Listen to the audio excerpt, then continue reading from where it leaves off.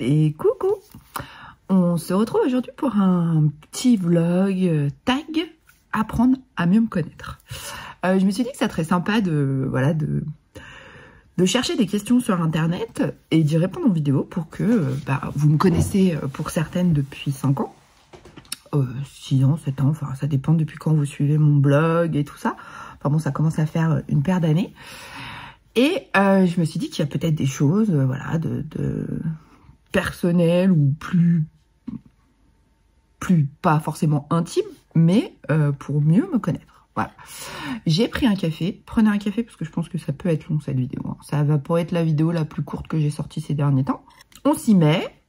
Il y aura, ah oui, à la fin je vous montrerai, parce que pour celles que ça intéresse, à la fin de la vidéo je vous montrerai, j'ai reçu ma dernière toile commandée chez Diamant Art Club, donc je vous montrerai ça.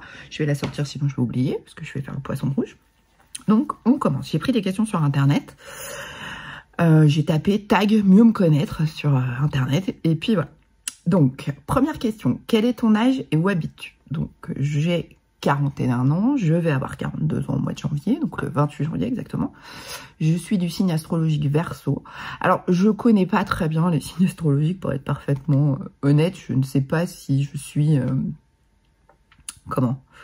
si je suis un vrai Verseau ou pas. J'ai pas... tout ce qui est pierre, tout ce qui est... voilà, ce genre de choses m'intéresse beaucoup. Après, les signes astrologiques, j'avoue que je ne connais pas mon ascendant. Enfin, voilà, c'est pas forcément le truc, je lis pas mon horoscope par exemple, typiquement. Donc voilà, je vais avoir 42 ans et j'habite au-dessus d'Annecy, donc en Haute-Savoie, à côté de Genève. Quand on situe la Suisse, on arrive bien à situer la Haute-Savoie. Donc c'est le petit département collé à la Suisse. J'y habite depuis que j'ai l'âge de 5 ans. Alors, je suis pas une vraie annécienne, du coup. Hein. Je suis née parce que mon papa, pour sa première mutation en tant que gendarme, a été muté dans le Loiret, donc à Bonny-sur-Loire, exactement. Et alors, pour ceux qui sont par là-bas, vont se dire « Ah bon ?» Oui. Je suis restée jusqu'à mes 5 ans et on est arrivé... Au moment de mon anniversaire, de ma 5e année sur Annecy. Ma famille est de la Haute-Savoie, de la Savoie, de l'Isère. Enfin voilà, on est plutôt de ce coin-là. Mais moi, je suis née... donc sur ma carte d'identité, ce n'est pas marqué annécienne, mais giennoise. Parce que je suis née à Gien, dans le Loiret. Voilà, dans le département 45. Mais moi, j'habite... voilà, comment c'est... Annecy, c'est ma ville de cœur, c'est là où j'ai grandi, c'est là où il y a les montagnes, c'est là où il y a le lac, et ça, c'est ce qui est pour moi ma source d'énergie, les montagnes et le lac. Voilà. Et je sais pas si est-ce que je serais capable de vivre dans une autre ville, certainement, mais c'est vrai que j'avoue, quand je vais dans des grandes villes comme Paris, comme Lyon, j'aime beaucoup passer du temps dans ces villes. Après, je sais pas si je me sentirais capable d'y vivre. Voilà, comme toute bonne provinciale qui se respecte. J'ai changé l'orientation parce que je me rendais compte que je n'arrivais pas à regarder en face parce que j'étais un peu de travers. Donc, bon, par contre, il faut quand même que je regarde un peu de travers pour regarder les questions parce que je les ai pas prises par cœur. Hein. Oh oui, oh bah non, bah quand même. Une tasse, un café, il est 7h45. Il est très tôt, Grégoire vient de partir au collège. D'où vient le nom de ta chaîne YouTube? Alors, ça a été quand... alors, pour l'histoire de la création de ma chaîne YouTube, ça a été un peu bizarre parce que j'étais... bon, bah moi, je m'étais remis à la couture parce que j'avais fait de la couture quand Elsa est née. Donc, Elsa a bientôt 18 ans. Donc, concrètement, ça fait 18 ans que je couds. Et j'avais fait, avec l'aide de ma maman, pas mal de petites choses pour elle... pour sa naissance, des petits boomers, enfin voilà, des petites culottes, vous savez, avec ses froufrous là, des petits tops, enfin j'avais fait pas mal de petites choses, des robes et tout ça. Et puis bah un bébé, un deuxième, un troisième, la couture a un peu disparu de ma vie. Mais j'ai toujours été très créative dans le sens où j'aime me servir de mes mains pour faire de la peinture, pour faire ce genre de choses, ça a toujours été un truc qui m'a passionnée. Et puis, je me suis remise un jour, en fait, c'est pas pour l'histoire un peu courte, c'est que ma meilleure amie voulait se mettre à la couture, et donc son anniversaire est au mois de décembre. Et on faisait un anniversaire avec tous nos amis à l'époque. À l'époque, on pouvait se voir très nombreux dans la même pièce. Et puis, je lui dis, mais tu veux quoi pour ton anniversaire? Elle me dit, oui, j'aimerais bien... je veux essayer la couture, donc je vais chercher des idées de cadeaux autour de la couture. Donc là, j'ai appelé son mari, que je connais très bien. Écoute Franck, tu fais en sorte que Anne-Claire n'achète pas de machine à coudre, pas tout ça. Je me charge de contacter tous ceux qui sont invités pour son anniversaire et on va faire un gros cadeau commun. Donc, nous voilà partis, achat de machine à coudre tous ensemble. Alors, une petite, hein, vraiment, c'était pour qu'elle se fasse la main. C'était pas un truc, on l'avait pris à Auchan ou à Carrefour. Enfin, c'était vraiment l'idée, c'était qu'elle découvre le monde de la couture. Et puis, une paire de ciseaux, 2 ou 3 petits coupons de tissu, du fil. Enfin, une petite... on avait fait une petite mallette avec des petites choses à l'intérieur, l'histoire que, voilà, le cadeau soit complet. On était nombreux, donc on a pu lui faire un truc assez sympa. Et puis, voilà. Et mon mari me dit, oui, bah toi qui cousais, quand on faisait les achats pour Anne-Claire, ça serait bien, nos coussins sont tout pourris sur le canapé, tu pourrais refaire les housses des coussins. Oui, bah, effectivement, je vais piquer la machine à coudre de ma mère, et puis je vais refaire les coussins. Donc on achète du tissu, je refais les coussins. Et là, ah oui, ah, ça me titille quand même. Et puis de là est parti, oui... ah, ça me plaît, tout ça. Puis ma maman me dit, bah écoute, ton anniversaire étant fin janvier, je t'achète une machine à coudre pour ton anniversaire. Oh, trop bien, machin. Ah bon. Alors du coup, alors forcément, partie à s'acheter une paire de ciseaux, tout ça, parce que j'avais plus rien. Enfin, moi, c'était il y a 5 ans, donc elles avaient 12 ans, ça faisait 12 ans que j'avais pas coudu, quoi. Donc, et puis ça, c'est comme le vélo, hein. Une fois qu'on a appris, ça s'oublie pas.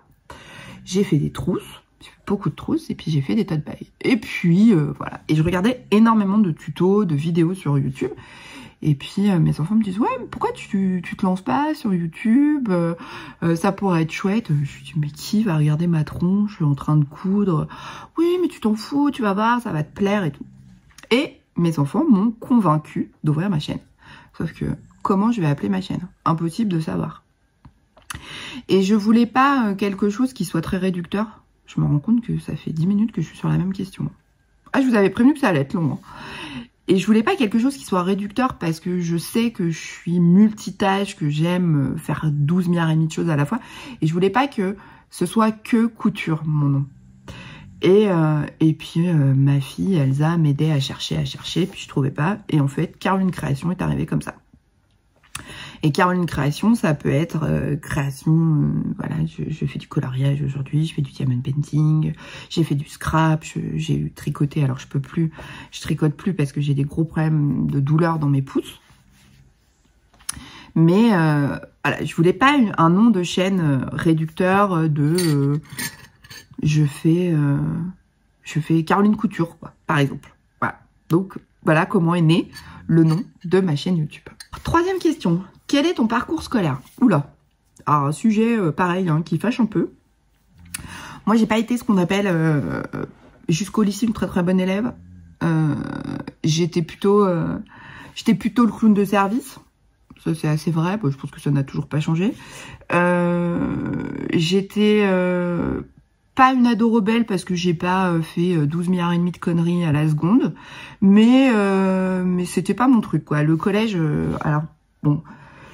J'y étais bien parce que j'étais en classe sportive, j'étais ce qu'on appelait à l'époque les classes CRESA. Donc moi j'étais licenciée multisport parce que je faisais du ski, je faisais de l'aviron et du judo. Voilà. Et donc moi j'en avais plus cours à partir de 14 h tous les jours et je faisais du sport jusqu'à des fois 20 h le soir. Donc ça a été une super expérience parce que ces classes sport-études, c'est des classes où on est extrêmement tous soudés, on vit tous la même chose. Le programme scolaire est le même, mais dans un laps de temps beaucoup plus court. Et autant dire que les résultats scolaires dans ce type de classe n'est pas forcément le truc qu'on se dit qu'on surveille le plus. Bon, bref. Je suis partie en lycée pro. J'ai fait un BEP et un bac pro. Alors, c'était pas secrétariat, c'était gestion PME, PMI, un truc comme ça à l'époque. Où je me suis éclatée et concrètement, j'étais dans les meilleures de ma classe. Donc, top. Je me suis éclatée, pareil, hein, toujours le clown de service. J'étais pas l'élève qu'on n'entend pas et qu'on voit pas. Bon, en même temps, est-ce que c'est vraiment surprenant? Non. Après ça, je suis partie, puisque mon rêve ultime était d'être criminologue et très exactement profiler. C'était mon rêve et je pense que ça restera toujours un rêve, quelque chose que je n'ai jamais réalisé, mais qui est pas grave, hein, je le vis bien, je suis pas complètement désespérée, mais j'avais, oui, le rêve d'étudier les tueurs en série. Particulier, hein, on est d'accord. Mais c'était vraiment un rêve absolu pour moi, je voulais étudier la personnalité et comprendre le cheminement de pourquoi quelqu'un en vient à devenir un tueur en série. Donc je suis partie faire des études de psycho à la fac. Mon année de fac s'est pas super bien passée pour diverses raisons et tout ça, bref. Et ça n'a pas été l'expérience... Alors, la vie à la fac, les études ont été quelque chose que j'ai adoré, mais très rapidement, je me suis rendu compte que pour être criminologue, en France, en tout cas, il n'y avait pas d'études à l'époque de criminologie. Donc, il fallait faire soit aller jusqu'à la maîtrise en psychologie, soit passer par une fac de médecine après psychiatre mais c'était pas un métier, c'était un métier qu'on commençait seulement à entendre. C'était un métier qui était déjà très connu aux États-Unis mais qui n'était pas encore connu en France. Et il fallait que je parte faire des études aux États-Unis et ça pour moi c'était pas pensable à l'époque. Vraiment, je pense que j'étais trop jeune, 17 ans et demi, 18 ans, non, je me voyais pas aller étudier aux États-Unis. Donc c'est quelque chose que j'ai très vite délaissé puisque pour moi la criminologie était un métier inaccessible. J'ai fait un BTS après ça parce qu'il fallait quand même que je fasse quelque chose. J'ai fait un BTS en alternance, gestion PME PMI. Ça n'a pas été le truc qui m'a passionné le plus, hein. On va pas se mentir. Non. Moi, assise derrière un bureau pendant des heures à faire la même tâche tout le temps, ça n'a pas été le truc qui m'a transcendé. Mais je l'ai fait. Voilà. Est-ce que ça a été le truc le plus... Non. Et puis, ouais, enfin, non, franchement, je n'ai pas kiffé. Voilà. Mais je l'ai fait. Et puis, j'ai travaillé très longtemps dans le secrétariat. Puis un jour, je suis rentrée dans l'immobilier. Et là, je me suis éclatée. Pendant 10 ans, j'ai fait de l'immobilier. Je suis commerciale dans l'immobilier. Ça a été... Alors, j'ai fait du commercial. Après, j'ai été assistante de direction pour finir responsable du pôle administratif dans un groupe. Et je me suis éclatée. Vraiment, ça a été 10 ans incroyables. Et puis un jour, j'ai dit stop, c'est bon, j'ai fait le tour. Ah, vous sentez le parcours professionnel Oui, bah voilà, c'est ça. Un jour, j'ai dit stop, j'ai fait le tour, c'est bon, on peut faire autre chose, quoi. Parce que ces métiers-là sont hyper intéressants, mais au final, on se rend compte que même si chaque cas est différent dans une vente ou dans un achat de maison, n'empêche que vous faites toujours la même chose. Vous vendez, vous achetez une maison. Et ça, je l'avoue, je suis quelqu'un qui a besoin de changement, qui a besoin de vivre des choses différentes dans son métier. J'ai besoin que ça bouge. Et aujourd'hui encore, Anaïs, des fois, elle me dit, mais arrête. T'as trop d'idées, c'est pas possible, tu me fatigues.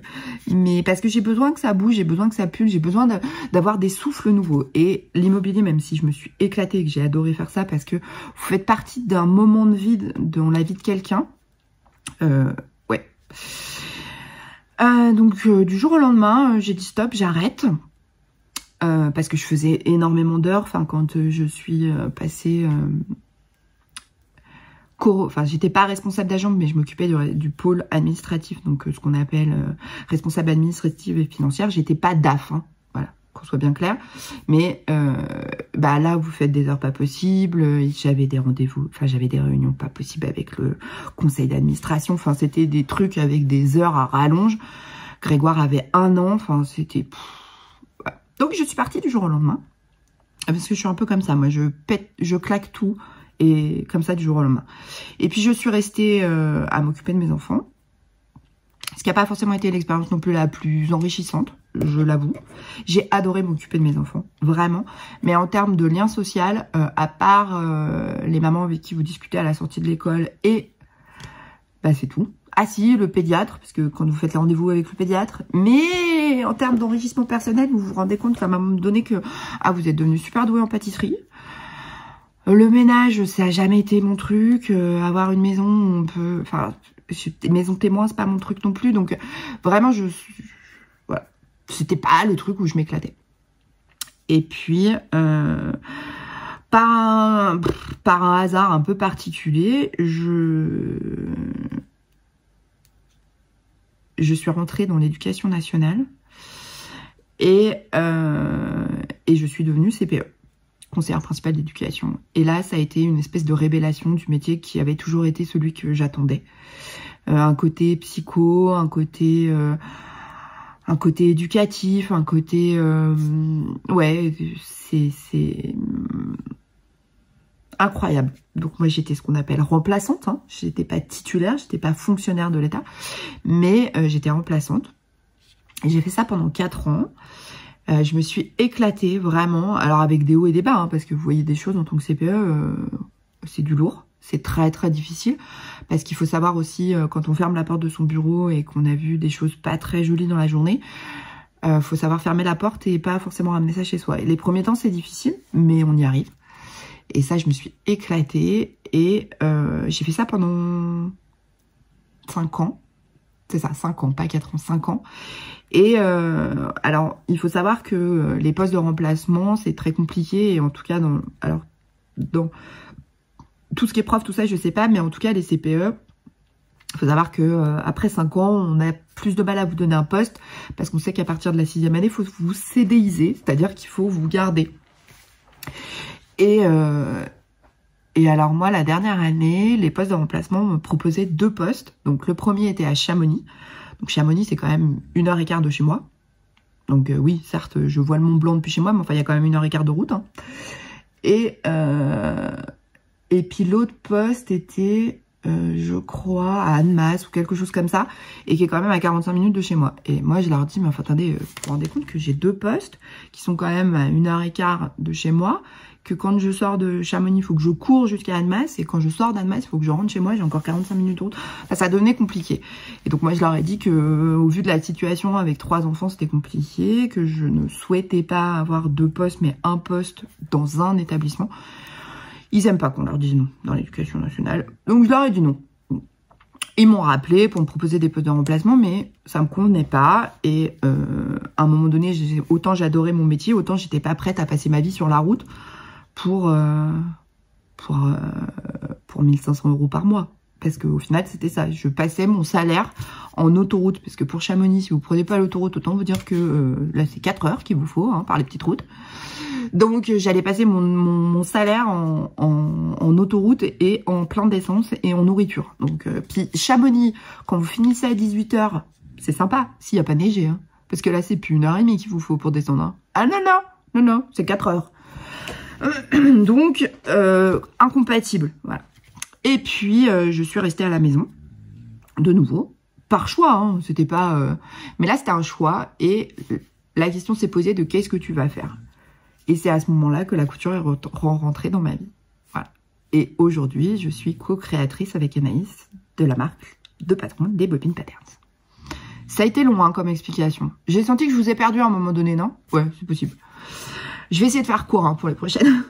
Alors, question numéro 4. C'est ça? Oui. Quel est ton voyage le plus marquant? Attendez, je rebois une goutte de café. Ah, il est froid. Quel est mon voyage le plus marquant? J'en ai plusieurs. Je ne saurais pas dire lequel est le plus marquant.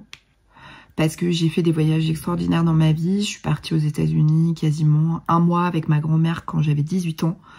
On a fait tout l'Ouest américain. Donc voilà. Je suis partie 3 semaines, hein, donc c'est énorme. J'ai été au Maroc avec mon mari, j'ai été en Tunisie avec mon mari, j'ai été en Espagne avec mon mari, j'ai été en Italie avec mon mari. J'ai fait beaucoup de voyages. C'était un peu notre... avec mon mari, avec Flo, avant tout le Covid, tout ça, c'était vraiment nous une volonté de voyager 1 fois par an à l'étranger, et pas forcément loin, hein, mais de partir en Italie pour dire bah oui, on connaît pas et en fait c'est nos voisins, donc découvrir d'autres cultures, découvrir d'autres gens. J'ai adoré le Maroc, j'ai adoré la Tunisie, je n'ai pas fait l'Algérie, j'aurais aimé faire l'Algérie, mais vraiment découvrir des cultures, s'enrichir des autres, parce que quand on revient de voyage, c'est tellement riche, on revient rempli d'autres choses que de ce qu'on vit chez nous. Alors voilà, c'est aussi notre perception à tous les deux. On a aussi très envie que nos enfants découvrent d'autres cultures, d'autres façons de penser. C'est important pour nous.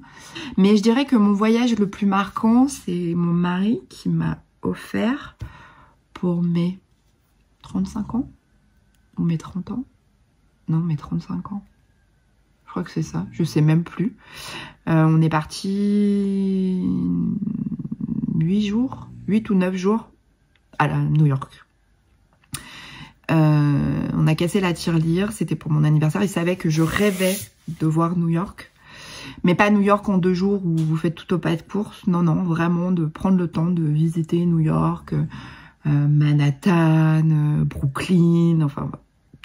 Et ça a été un voyage incroyable de voir cette... Je connaissais les États-Unis puisque j'y avais été avec ma grand-mère, mais New York, c'est le Disneyland des adultes, quoi. C'est ce que mon mari disait. Oui, on va à Disneyland pour les adultes. Et j'ai adoré, adoré, adoré. Et j'aimerais qu'un jour pouvoir emmener mes enfants. Alors, et c'est là où on se rend compte que ce type de voyage, il faut qu'il soit quand même plus grand parce que on s'était dit on les emmènera quand ils étaient plus petits. Et non, il faut qu'ils puissent garder ça dans leur tête à vie. Parce que de voir cette dimension incroyable, voilà. Donc c'est mon voyage le plus marquant, c'était mon chéri qui m'a offert ça pour mon anniversaire. Question 5. Qui serait l'acteur, actrice idéal pour jouer ton rôle dans le film de ta vie? Je peux me la péter un peu? Ah, moi je verrais bien Florence Foresti. Pourquoi? Je sais pas. Mais parce que c'est une femme que j'admire, qui est arrivée dans le One Woman Show, un peu... Enfin, j'ai pas le sentiment qu'elle est arrivée au forceps, mais c'était pas forcément ce genre... Enfin, ce genre de femme, c'est pas gentil, mais une femme... voilà, qui a une voix... ouais, enfin, je pense qu'elle n'était pas forcément attendue, et elle a tout explosé et est devenue... oui, avec ses sketchs tellement parlants pour les femmes. Enfin, moi, il y a des sketchs encore aujourd'hui, quand j'ai un petit coup de mou, je me mets son sketch où elle rentre de soirée, pour le coup, enfin, j'adore. Et puis, elle a un humour hyper... j'adore. Et ouais, s'il fallait qu'il y ait une actrice qui joue mon rôle, alors rien à voir avec moi physiquement, on est d'accord, hein, elle est toute menue, brune. Enfin, bon, moi aussi, je suis brune, à part quand j'ai des mèches. Mais ouais, non, j'aimerais bien Florence Foresti pour jouer le rôle de ma vie. Florence Foresti, si tu passes par là, n'hésite pas à me contacter. Voilà, voilà. Alors, 2 personnes, quel est votre meilleur souvenir ensemble et où? Alors, là, je vais forcément parler de mon mari. Mon meilleur souvenir, c'est notre mariage et la naissance de nos enfants, forcément, puisque c'est quand même aussi ça qui fait notre vie. Oui, j'ai plein de souvenirs, j'ai des super moments avec ma sœur, j'ai des super souvenirs avec Anaïs, avec ma maman, j'ai de très beaux souvenirs avec mon papa qui n'est plus là, mais aujourd'hui, oui, si je dois parler d'un souvenir, c'est notre mariage, qui était à notre image, simple mais joli. On s'est mariés au pied du Mont Blanc, au bord d'un petit étang. Enfin, voilà, c'était nous. On s'est pas mariés dans un château. On a fait venir tous nos potes. Ils ont dormi dans des chalets parce qu'on s'est mariés dans un camping, en fait, pour être parfaitement honnête. Ça a un peu surpris quand ils ont reçu les faire-part avec marqué le camping de l'Écureuil. Ils se sont dit, oula, non, mais alors les deux, c'est bon, ils sont partis, quoi. On les a perdus, se marier dans un camping. Mais c'est un camping qui est privatisé pour les mariages. Et ce qui est très chouette, c'est que c'était donc au pied du Mont Blanc. Il y avait un petit étang. On s'est marié avec un pasteur, puisque monsieur est protestant, il est suisse. Et c'était une femme qui nous a mariés. Donc ça, c'était tellement nous, quoi. Enfin, hyper sur l'ouverture au monde. Et le fait de se marier avec une femme... pas dans une église, pas dans un... Parce que chez les protestants, on appelle ça un temple. Et pas dans un temple, mais à l'extérieur, avec nos amis. Bon, ça a été un peu l'angoisse parce qu'il y a plu toute la matinée. On s'est dit, cet après-midi, ça va être la merde. Et non, en fait, on a eu beaucoup de chance puisque le soleil s'est levé sur le Mont Blanc juste avant la célébration avec le pasteur. On avait une salle magnifique avec des photos d'alpinistes qui ont gravi le Mont Blanc. c'était, oui, et puis surtout, ce qui était très chouette, c'est que le fait qu'on soit dans un camping, tout le monde a dormi sur place dans des chalets. Donc pas de risque de quelqu'un qui a un accident de voiture après votre mariage parce qu'il a trop bu. Voilà. Donc oui, ça, et puis bah évidemment la naissance de mes enfants, qui sont forcément des moments à graver à jamais en moi, en nous, enfin voilà, c'est, oui, forcément. Je peux pas dire le meilleur souvenir, enfin c'est des souvenirs qui pour moi n'ont plus de valeur et seront gravés à jamais dans nos têtes. Question, alors c'est toujours la même question. Une personne, quel est ton meilleur moment dans l'année dernière? Alors l'année dernière a été un peu tendue. Voilà. Donc quel serait le meilleur moment qu'on ait vécu? Bah si, c'est forcément ces moments qu'on a passés ensemble en live sur Instagram et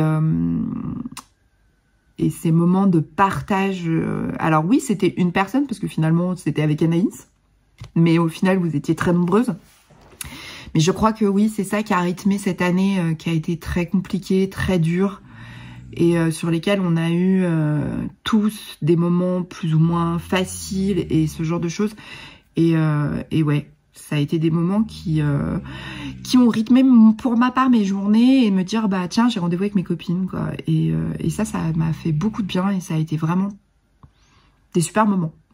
Et j'en garde un souvenir, alors la preuve hein, un peu nostalgique puisque j'ai repris les lives sur Twitch. Bon alors à part mercredi soir parce qu'il y a eu voilà conseil de famille un peu rapide suite à des petits soucis suite à des petits soucis donc j'ai dû partir rapidement. Mais sinon ouais. C'est des vrais bons moments de partage que j'aime. Quel est ton plaisir coupable? Mon plaisir coupable? Moi, j'adore manger, mais ça se voit. Je suis une vraie gourmande pour la nourriture. J'aime que... Quand je fais une table, il y en a toujours trop. Quand je fais à manger, il y en a toujours trop. Et quand j'invite les gens, il y en a toujours trop parce que mon plaisir coupable, c'est pas la nourriture en soi, mais c'est... Oui, boire... alors attention, l'abus d'alcool n'est pas bon pour la santé, je suis obligée de le dire. Mais boire un verre de vin avec des amis, boire l'apéro, organiser un apéro... ça, c'est des choses qui... ouais, j'aime que les gens, quand... Mais ma soeur est pareille, hein. Dédicace à toi, ma sister. Je pense que c'est familial quand on a ce côté... bah, c'est aussi peut-être par rapport à notre région, mais... c'est pas gargantuesque, mais ouais, c'est mon plaisir coupable, c'est quand je fais à manger, c'est que ce soit gourmand, que ce soit bon. Oui, c'est pas forcément très light, mais c'est pas non plus calorique. Enfin, voilà, mon plaisir coupable, ouais, c'est peut-être la nourriture.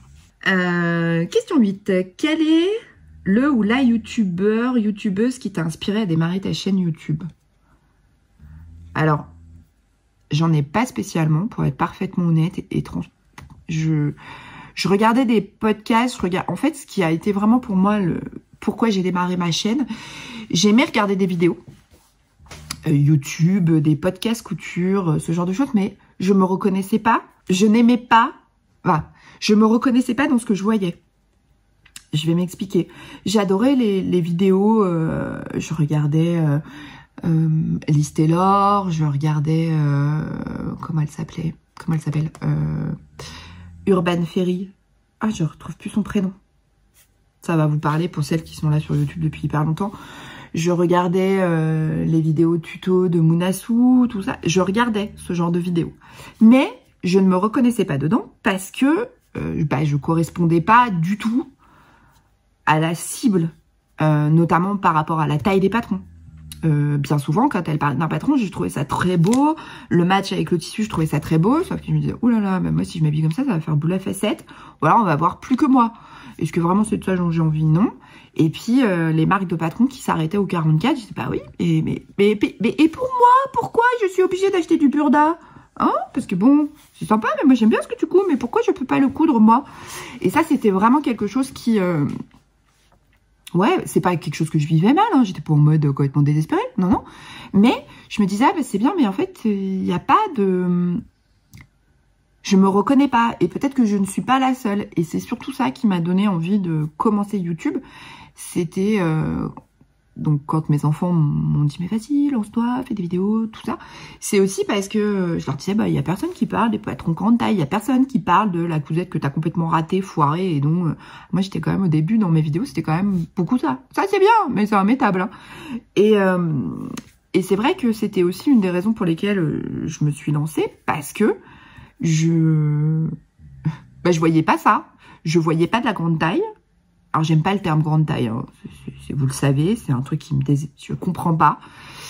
Mais c'est un terme qui, si on parle pas grande taille, les gens comprennent pas. Si on dit, alors non, on va dire pour des femmes avec des formes généreuses, je voyais pas. Et je voyais pas non plus des gens qui disaient ah bah tiens j'ai écouté ça mais franchement c'était pas, bah ça n'a pas été réussi. Alors ça vient pas du patron, c'est moi, hein, j'ai fait de la merde. Et je me suis dit bah je vais faire ça moi. Parce que ça me correspond plus. Et voilà, comment est née ma chaîne YouTube. Décris-toi en 3 mots. Ça va pas être simple, ça. Généreuse. Je pense que je suis quelqu'un de généreux. En tout cas, je l'espère. C'est des valeurs que j'essaye d'apprendre à mes enfants. Bienveillante. C'est aussi une des valeurs que j'essaye d'inculquer à mes enfants depuis tout petit. C'est d'être à l'écoute des autres. Voilà. Et le dernier, c'est un défaut et en même temps à la fois c'est une qualité, c'est que je suis trop. Mais je suis trop pour tout, je suis trop impulsive, je suis trop généreuse, je suis trop bienveillante, j'ai trop de caractère, voilà, je suis trop. Et ça c'est une analyse hein, qu'on fait quand on a 42 ans, c'est plus facile. Mais j'aime aussi ce trait de ma personnalité et je n'ai pas du tout l'intention de changer. Certaines m'ont dit oui, tes coups de gueule sur YouTube. Bah ouais, mais moi je dis ce que j'ai à dire. Ici c'est chez moi. Si t'es pas contente, tu t'en vas. Voilà. Mais ouais, je pense que ces 3 mots. Alors après, peut-être que vous serez pas d'accord avec, mais je pense que c'est assez vrai. Je suis généreuse parce que j'aime partager, j'aime faire des cadeaux aux gens. Bienveillante parce que on sait pas. Je me dis toujours, faut faire attention à ce qu'on dit parce qu'on sait pas la personne en face qu'elle a vécu, ce qui est son histoire à ce moment-là, et il faut être bienveillant. Le monde extérieur nous rappelle suffisamment qu'on vit dans un monde un peu chacun pour soi, et un peu de bienveillance ça fait du bien. Et oui, je suis trop plein de choses. Voilà. Et la dernière question, où te vois-tu dans 10 ans? Où est-ce que je me vois dans 10 ans? Donc j'aurai 52 ans. Je me vois vivre au même endroit. Alors forcément, plus mes enfants, parce que Grégoire à ce moment-là aura 24 ans. Elsa en aura presque 28, Margot 26. Donc oui, je pense qu'ils seront tous partis de la maison. J'espère que les bobines patterns auront embauché du monde et que on aura un local où il y a des gens qui viennent travailler avec plaisir, avec envie, qui se sentiront protégés du monde de l'entreprise, parce que on a tous vécu un jour dans notre vie des gens qui nous mettaient la pression ou quoi que ce soit. Et ouais, j'espère que dans 10 ans, les bobines patterns, ce sera peut-être 2, 3 salariés et des gens qu'on verra arriver tous les matins avec le smile et se dire ouais... je gagne peut-être pas 10 000 € par mois, mais je bosse dans une boîte où je peux appeler le matin en disant oui, je suis malade, ou mon fils est malade, je reste à la maison, est-ce que je peux faire un truc de la maison, sans avoir à se dire oh, on va m'enlever un jour de salaire, je vais me faire pourrir quand je vais revenir. Non, une espèce de...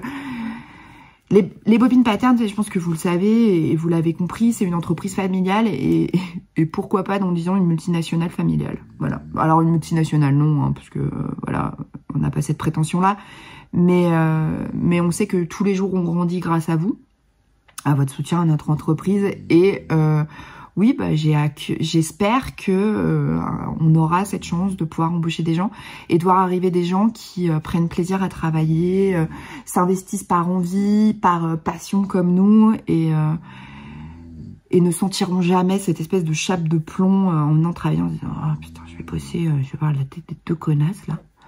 Voilà, c'est où je me vois dans 10 ans avec mon mari et profiter de cette vie sans enfants ou des enfants qui sont à la fac et qui rentrent pour faire des courses le week-end et pour faire un coucou à leurs parents. Voilà. Et évidemment, toujours avec Anaïs pour les bobines patterns. On est bien d'accord. Ah bah oui, bah Anaïs est toujours là. De toute façon, elle est là depuis 5 ans. Donc, il n'est pas question que ça change. Hein. D'ailleurs, je te fais des bisous, ma belle, hein, parce que c'était notre anniversaire de rencontre il y a 5 ans. Tu te rends compte? Oui. Voilà. Bon, bah j'ai fait toutes les questions. Ma foi, 38 minutes. Ah oui, c'était long, hein. Bon, ça a été super long, hein. Je vous ai raconté ma life, mais un truc de ouf. Mais je trouvais ça sympa à faire. Alors, évidemment, je vais taguer des copines. Alors, vous êtes évidemment libre de leur répondre à ce questionnaire, les filles. Je mettrai les questions en barre d'infos, évidemment, pour que... D'ailleurs, je vais les screener tout de suite, parce que sinon, je pense que je vais perdre la page. Je fais une capture d'écran, hein. Comme ça, je les mettrai après sous ma vidéo. Donc, je vais taguer Virginie, Atelier de Vie, Cathy de Créa Couture, Sonia de See You Later. Je vais taguer évidemment Anaïs, bah, c'est obligé, voilà. Et puis on va essayer de faire cette vidéo ensemble pour les Bobines Patterns qu'on publiera sur la chaîne des Bobines Patterns. Alors on part en déplacement la semaine prochaine et je pense qu'un soir on va se prendre le temps de faire la vidéo et de vous la mettre sur la chaîne des Bobines Patterns parce que là pour le coup ce sera vraiment que les Bobines Patterns qui répondront aux questions. Je sais pas si ce sera possible, mais en tout cas on en parlera.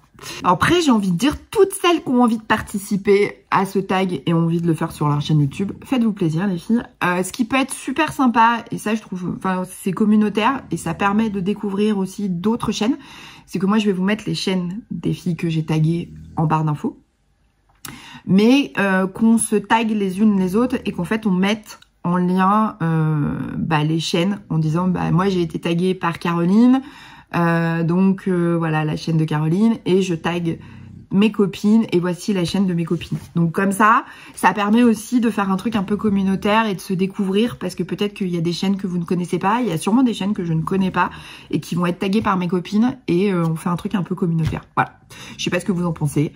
N'hésitez pas à mettre un pouce, à vous abonner à la chaîne et à laisser un commentaire. Ça coûte rien, ça fait plaisir. Ah. Bon, je vous montre rapidement. Oui, alors moi je fais pas le suspense que je vois sur YouTube. Non, je vous montre pas. Non, alors moi alors ce qui est super chiant, c'est que moi quand je veux regarder une toile avant de l'acheter pour voir si elle a déjà été déballée et ce que les gens en ont pensé, il y a des fois je suis obligée de mettre alors Diamond Art Club avec le nom de la toile. Alors des fois il y en a qui le publient en regardant en accéléré pour voir si c'est la toile dont je parle.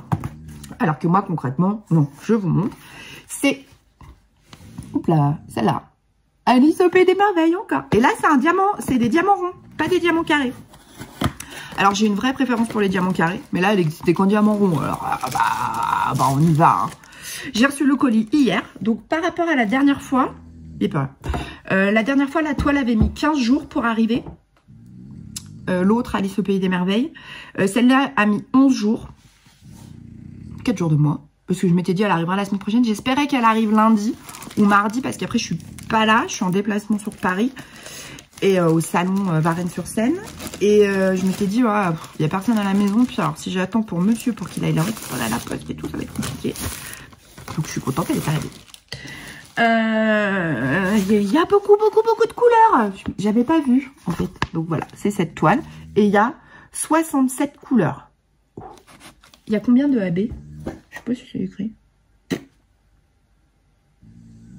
Je crois qu'il y en a 4. Il y a beaucoup de couleurs. Pardon. Et alors, vous allez voir parce que par rapport aux toiles en diamant carré, les couleurs sont hyper vibrantes. Sur les toiles en diamant rond, c'est beaucoup plus pastel. Mais pas les couleurs mises. Juste la toile. Attendez, il faut que je sorte tout le bazar. Voilà. Donc, comme d'habitude, on a un petit code promo, la petite étiquette, le toolkit. Là, on n'a pas la pince parce que c'est des diamants ronds et pas carrés. Et je pense que vous allez voir très vite. Vous voyez, c'est pas du tout pastel. Hein. Assez peps, les couleurs. Hein. Bon, en même temps, ça se voit sur l'image. Hein. On voit bien que les couleurs sont pas pastel. Hein. C'est très peps. Hein. Il y a beaucoup de couleurs. Je suis contente parce que là... Je vous cache pas que les 2 toiles que j'ai à faire, il n'y a pas beaucoup de noir. Je suis contente parce que dans celle-là, dans celle que je suis en train de faire, donc qui est Kitty Cat, il y a beaucoup de noir. Ça me saoule un peu le noir. Parce que c'est pas le meilleur diamant. Ils sont pas terribles, hein, les noirs. Hein.